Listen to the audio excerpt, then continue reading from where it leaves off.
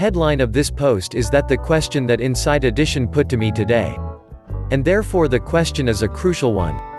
Below are a couple of answers, supported how things with the novel coronavirus outbreak currently stands. My guess is that this is often a post I'll revisit because it looks like a day travelers are being confronted with different issues surrounding the virus. But here's what I'd advise at the present. If you're traveling in several weeks, sit tight. The worst could pass by the time you're scheduled to go away for vacation. I do not think I'm being a Pollyanna by saying that. So far, COVID-19 has been far less deadly than SARS was, and other people continued to travel during that outbreak in 2003. We should always have more clarity about how dangerous and/or widespread this outbreak are going to be soon. Also important, if you cancel immediately, only a few travel companies will provide you with a refund. I'm including insurance companies therein group. Cancellation insurance doesn't cover a fear of travel, and that is the category you will be assigned if you are trying to cancel a visit headed anywhere but China immediately. That said, JetBlue, Alaska Air and Windstar Cruises announced in the week that they will waive cancellation and alter fees thanks to coronavirus concerns. As well, most major airlines are allowing cancellation for free of charge to Asia and Italy. Should things worsen and quarantines are instituted in new areas of the planet, more companies will undoubtedly follow, for more destinations, meaning that it'll be far easier to urge a refund if you wait. Note, the sole sort of travel insurance which will cover cancellations immediately is so-called cancel for any reason insurance.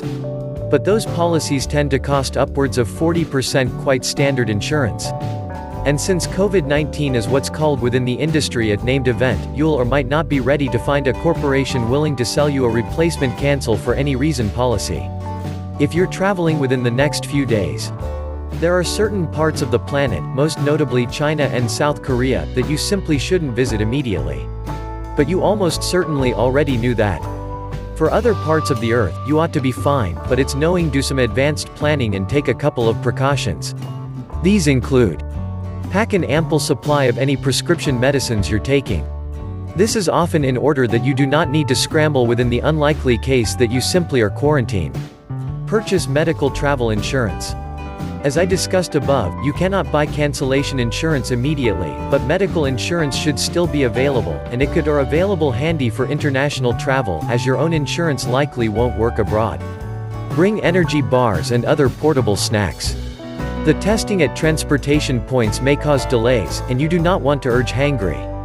If you're flying, bring a pack of sanitizing wipes. This is often to wipe down the tray table and armrest. Interestingly, doctors contend that airplanes aren't by themselves dangerous transmission points, it's the proximity to infected individuals which will spell trouble. That's because COVID-19 seems to be transmitted through droplets, meaning that one must be relatively near an infected person to contract the virus. If you're 10 rows far away from someone who is coughing, you ought to be okay. Carry hand sanitizer and use sanitizing wipes that contain 60% to 90% alcohol.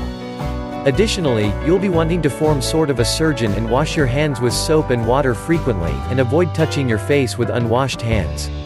Bookmark the Centers for Disease Control and Prevention (CDC) travel advisories page. It offers straightforward advice on the countries that are currently no-GOS, also as those where you will need to require extra precautions. Watch this excellent video from the Planet Health Organization for useful information about the virus. Note that the CDC is currently not discouraging travel as an activity. And I, for one, am not canceling the travel plans I even have within the coming weeks, and they're extensive, though all within the US. But such as you, I will be keeping an eye fixed on this ever-changing situation and can report back here on what I find.